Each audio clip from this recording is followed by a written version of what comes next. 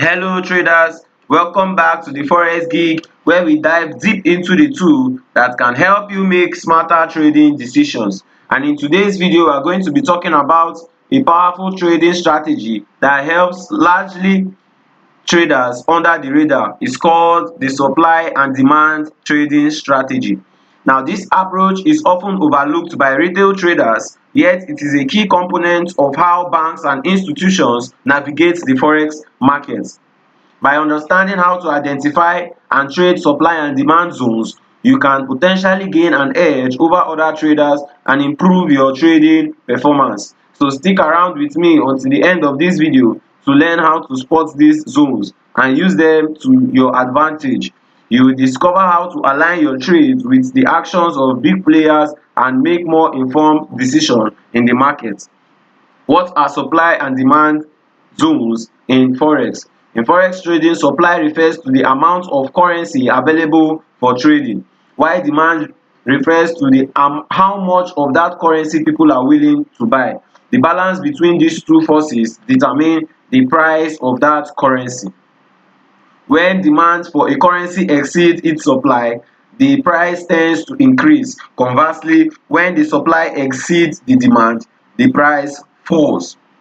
So we understand supply and demand zones. They are areas on price chart where significant buying and selling interest is concentrated. These zones are crucial for trading as they often mark points of price reversals and continuations. So we first start by explaining the supply zone, and the supply zone is basically an area where selling interest is strong. The supply zone is basically an area where selling interest is strong. Is typically formed after price rallies where sellers become more active, pushing price downward. It can typically be an area that pushes price downward. So let me give you an example of a supply zone. You can see this area in the market. Let's go to the 4-hour. We can see this area in the market can be marked as a supply zone because when price got to this area in the market, price sold. It retested this area and quickly reacted from that area. Even if it came back, it sold to the downside. So these are typically areas of supplies in the market. We also have the demand zones, and demand zones are typically areas where buying interest is strong, causing price to rise. It forms after a price has declined, where buyers become more active and push price upward.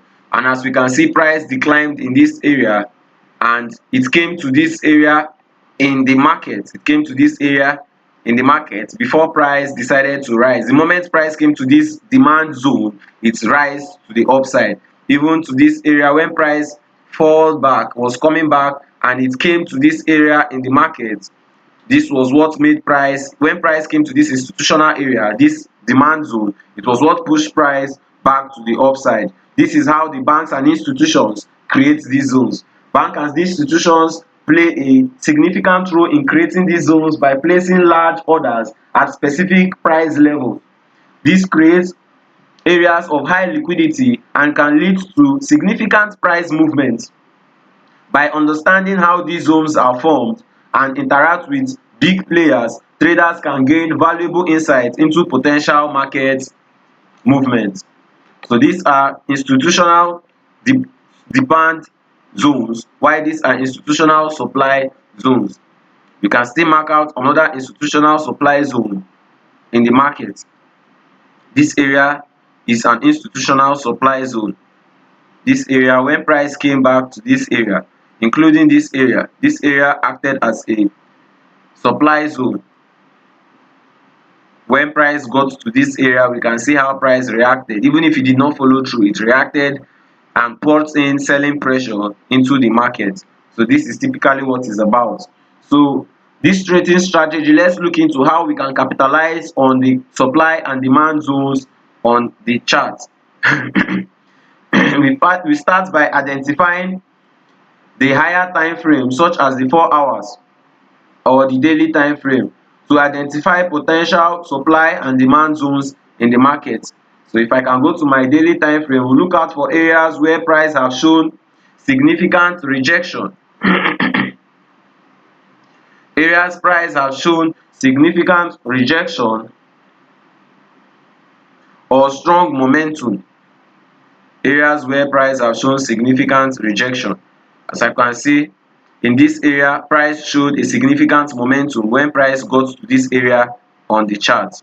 It showed a significant momentum when price came to this area, it zoomed off. When price also came to this area, we can see that it showed a lot of rejection. We can see this rejection candle, this rejection, including this scenario, this selling scenario in this place. When price came to this area, we can see the rejection the first time, the rejection the second time before it followed through to the downside.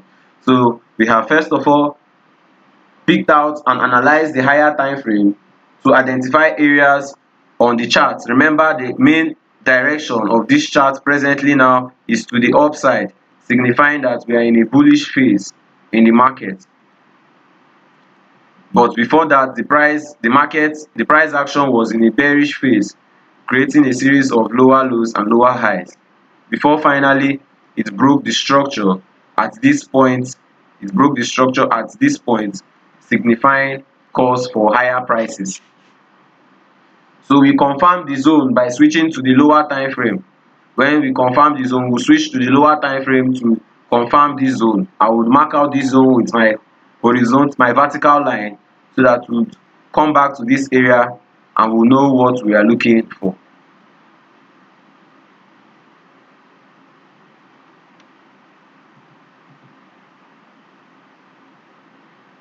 These are zones that we are looking for.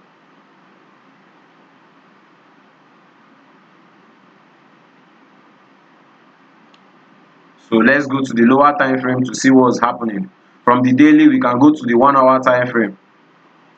When we go to the 1 hour time frame to confirm these zones in our chart, validate the zone by looking at price action or candlestick patterns in the lower time frame. This indicates strong buying or selling interest. For example, a demand zone might confirmed by a series of bullish engulfing candle, while a supply zone can be confirmed by bearish engulfing candle. So let's trace back our chart to those pre-marked zones on our chart. And this is price coming back to that area to retest or to react from that zone, from the higher time frame zone. Remember, this is the higher time frame area of demand. This was the higher time frame area of demand. So when we got to this area, we can see how price reacted from this area. When price got to this area, it showed us a series of bullish candles before coming back to retrace, showing us reversal candlestick pattern. I can see my hammer candlestick pattern in this area, followed by a bullish candle, and a bullish candle. We can see a lot of reversal patterns in this area, indecision candles, and we can see a lot of weak rejections in this area, signifying that the institutions are really trying to take price higher from this area.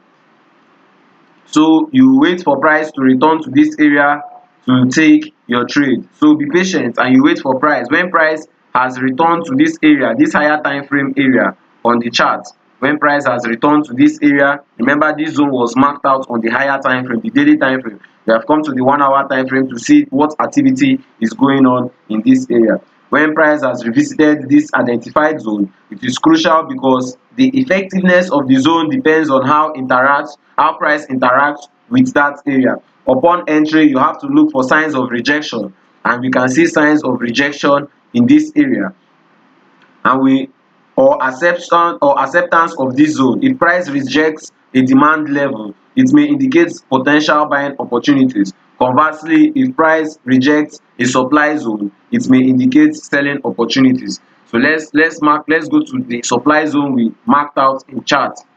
Let's see how price reacted from that supply zone. This is the supply zone in the chart. As we can see, when price got to that supply zone, at first we saw rejections.